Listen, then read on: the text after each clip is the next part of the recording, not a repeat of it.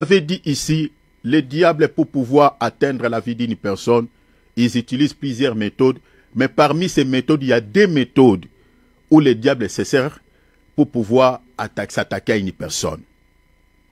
Ils utilisent les informations pour pouvoir localiser la vie de quelqu'un et savoir comment est-ce qu'il va empêcher cette personne de vivre soit le bonheur ou de tuer. Parce qu'il n'est pas omniprésent. Ils utilisent les informations. Le monde des ténèbres est fort dans ces côtés-là. Ils veulent savoir ce que les gens font.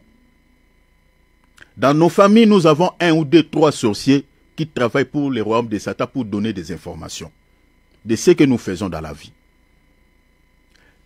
C'est par ces moyens que les diables détruisent la vie de plusieurs personnes, même dans nos familles. Autre méthode, deuxième méthode, ils lancent des traits enflammés au hasard. Rappelez-vous dans le livre de 1 roi chapitre 22. Le roi Akab a connu la mort par une flèche qui était tirée au hasard. La flèche a percé son corps par les défauts de la cuirasse. Sa cuirasse n'était pas totalement fermée.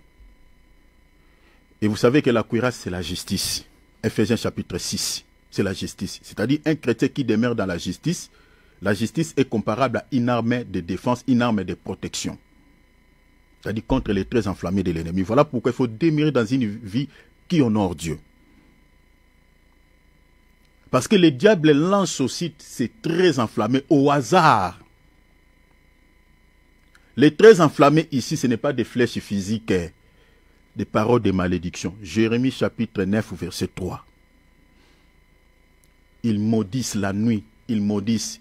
Psaume 91, la Bible dit, il y a des flèches qui volent le jour, qui volent la nuit.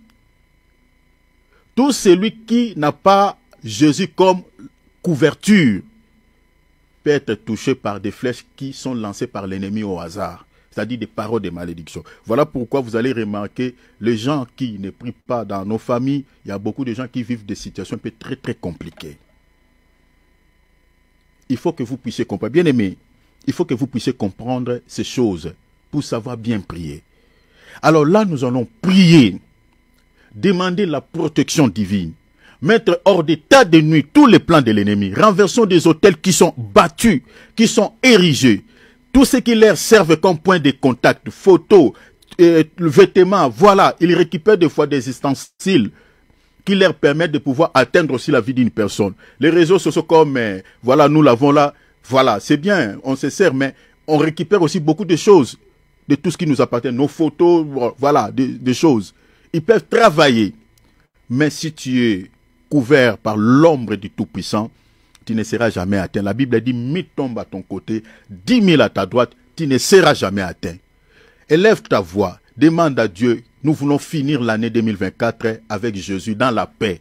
Priez aussi pour les membres de nos familles, même ceux qui ne connaissent pas Dieu. Demandons à Jésus de les protéger, même ceux qui ne les connaissent pas, s'il vous plaît. Élevons nos voix, ouvrons nos micros, s'il vous plaît. Prions, oh my God.